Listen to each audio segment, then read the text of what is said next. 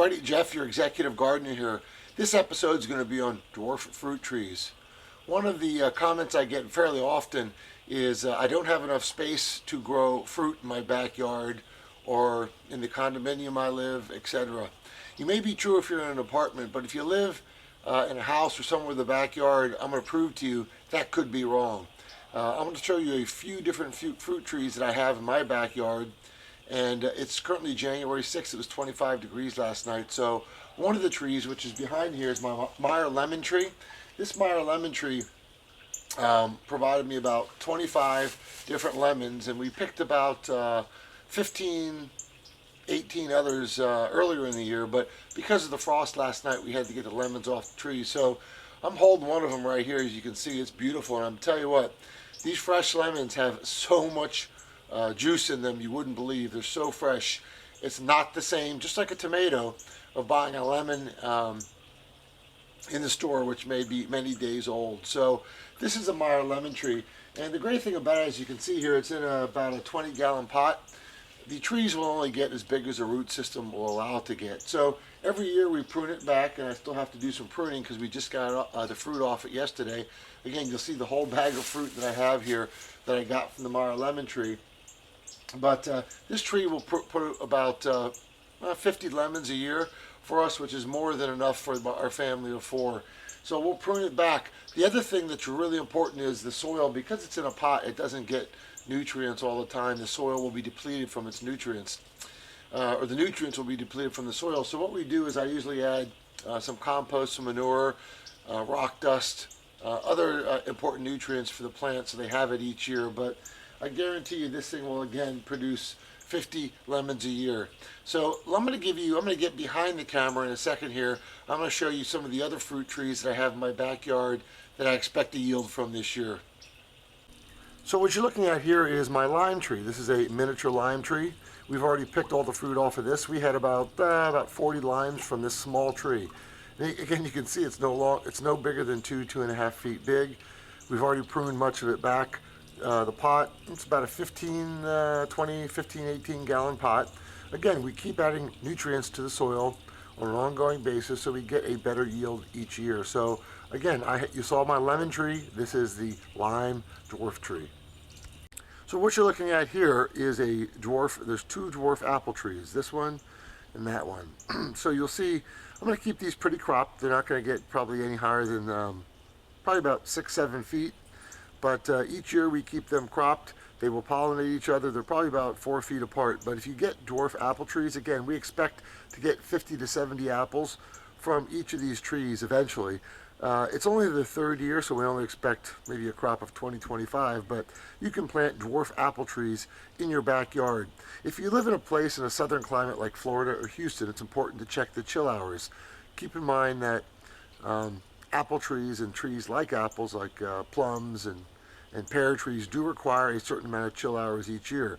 Check your AgriSource resource to see what zone you're in. Houston is zone 8B, so it does require, we get about 200-300 chill hours a year, which is good enough for these dwarf apple trees. What you're looking at here is a dwarf nectarine tree. So this dwarf nectarine tree, again, is cropped to about 6 feet tall. As you'll see, I pruned back all the bushes. We do expect a crop probably about 35 to 40. It's about 4 years old, but again, it's important each year in the off season that you prune the trees. It's healthy for the trees.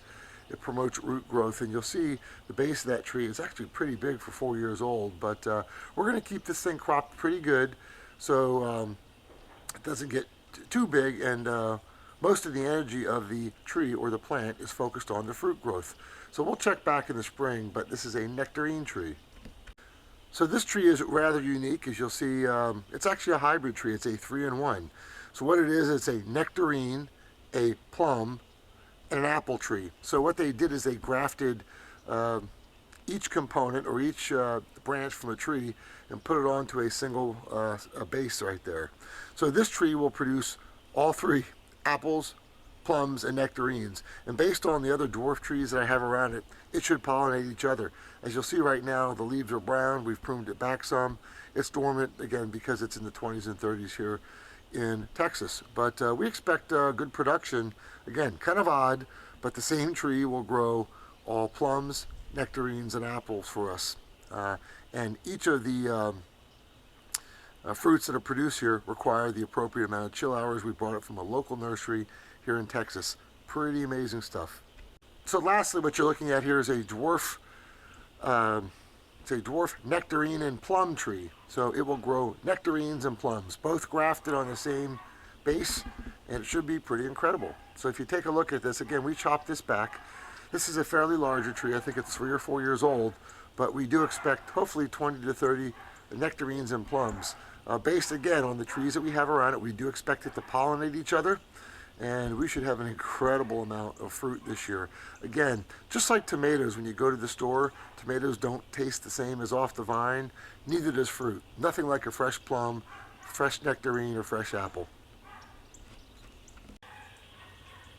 I hope you've enjoyed this episode. This again goes to show you don't need a lot of space. Look in catalogs, look online, look under dwarf apple tree, dwarf nectarine tree, dwarf plum tree. I actually just started growing 2 dwarf fig trees, but again, like you see from this plant here, it doesn't take up a lot of space. So when I get letters from subscribers like M-Finity in California and S. Emig in Texas and J. Kessler in New York, you have no excuse anymore. Again, in all seriousness, these dwarf fruit trees don't take up a lot of space, and they produce a ton of fresh fruit for you and your family. I hope you've enjoyed this episode of Executive Gardener. Please subscribe to my channel. You need a Gmail account to subscribe, and please pass this video on to your friends that may be interested in gardening. Gardening is a great thing we can all share, and like the YouTube community, we teach each other and learn from each other. Have a great day. This video has been brought to you by The Executive Gardener. Eat healthy, live healthy.